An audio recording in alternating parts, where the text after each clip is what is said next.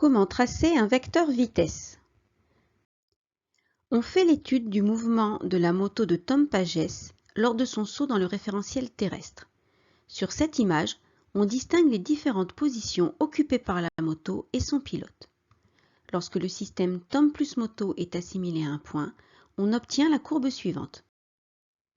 C'est la trajectoire du système dans le repère OIJ. On souhaite tracer le vecteur vitesse V4.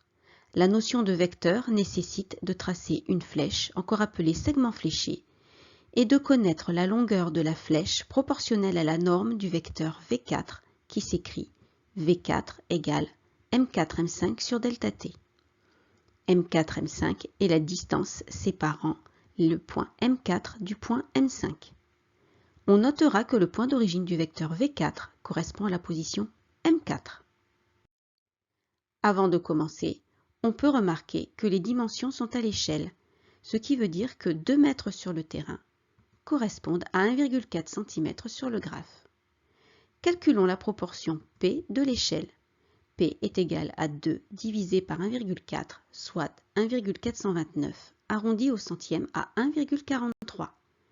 Ce qui veut encore dire que 1 cm sur la feuille correspond à 1,43 m sur le terrain.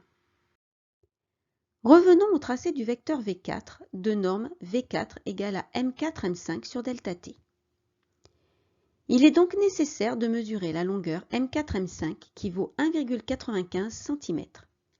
La vitesse étant exprimée en mètres par seconde ou mètres seconde moins 1, il faut alors ramener la mesure à la dimension du terrain avec la proportion. Donc, 1,95 multiplié par 1,429 est égal à 2,78655 mètres, que l'on peut arrondir à 2,8 mètres.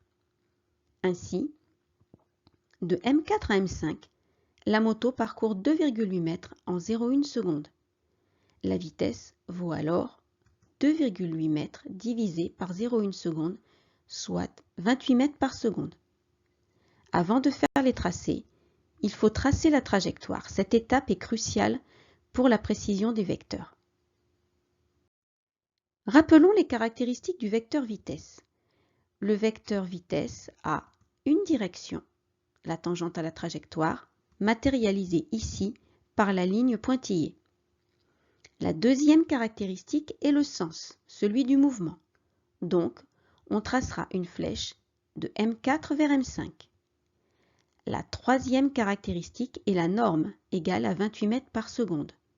Donc, en choisissant une échelle correspondant à 1 cm pour 10 mètres par seconde, on trace un vecteur de 2,8 cm, appelé V4. À vous de faire le vecteur V6.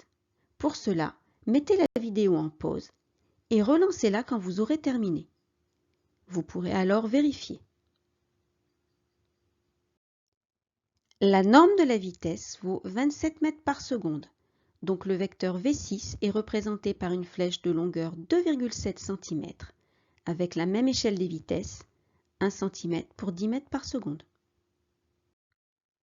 Bravo si vous avez réussi, mais reprenez la vidéo au début en cas d'erreur.